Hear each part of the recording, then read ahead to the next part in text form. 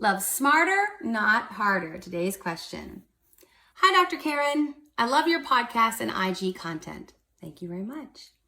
I was watching the 2 IGTV episodes where questions on religious and financial differences came up. You'd mentioned that these are core values, and major differences in core values will cause issues in relationships. You also challenged the thoughts where we might believe that we see the world the same way because we have compatibilities in other areas, but not in core values.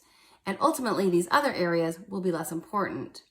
You also mentioned that differences require healthy compromise, not one person bending to the other, because that only leads to resentment. I find myself often thinking I would be fine compromising, but that's usually short-lived. It's almost usually fine for now, but never fine forever.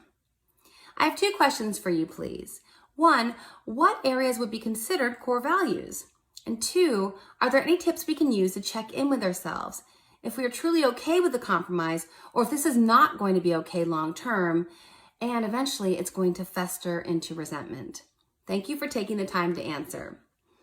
So for both questions 1 and 2, I have a podcast episode for you that's going to answer all of it. So it's episode 135, Why Core Values Are the Secret to a Happy Relationship.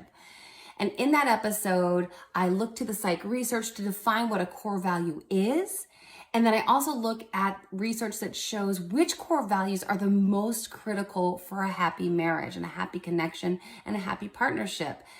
And ultimately, question 2, when you ask what kind of tips there would be to figure out, could you compromise here? Could you compromise there? Or are you going to eventually be resentful of that compromise you've made?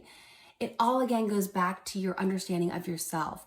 The more clarity you have about who you are and which values you fully and deeply must adhere to and remain firm in, knowing that will let you know which values you can bend a little bit and which you can't. And ultimately, most core values, if they're indeed core, you really can't do too much bending.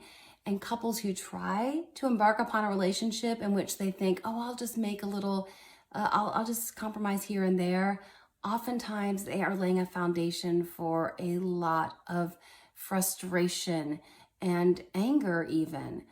So really, if you're dating, you're not there yet. The beautiful thing about dating, and maybe dating even a little bit longer than you wanted to, is that you have that time to figure out who you are, because the better you understand you, the better you'll understand who's a good fit for you in partnership.